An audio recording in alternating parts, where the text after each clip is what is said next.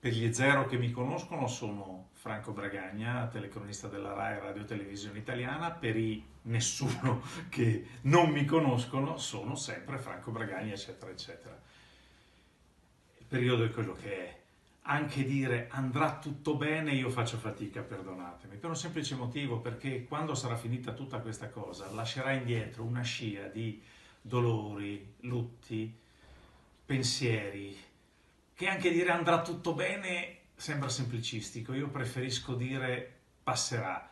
Abbiamo avuto come primo sentore di questa cosa l'annullamento delle finali di Coppa del Mondo di sci alpino Cortina d'Ampezzo, che servivano anche da premondiali per il prossimo anno, e lì cominciavamo a domandarci, a farci veramente delle domande su questa situazione. Sarà troppo poco? Io stesso seguo l'atletica leggera oltre che tutti gli sport invernali, mi sono trovato ad Ancona ai campionati italiani assoluti indoor al coperto, cioè di atletica, eh, migliaia di ragazzi presenti sotto uno stesso tetto, in quello stesso impianto. Ancona, che poi avrebbe potuto e dovuto, poi non è stato così, diventare anche un ospedale apposta contro Covid-19.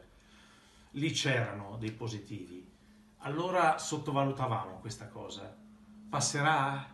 Passerà. E poi ci domanderemo, ci faremo tante domande, torneremo indietro col pensiero. Passerà sicuramente. Questo doveva essere un anno olimpico, l'anno olimpico 2020 diventerà il prossimo. Proviamo a sorridere, ricordando chi abbiamo lasciato dietro, perché tutti questi, in massima parte, un po' in là con gli anni, proprio giovani non erano, e il loro ricordo va tenuto presente e anche il loro insegnamento. Ciao a tutti.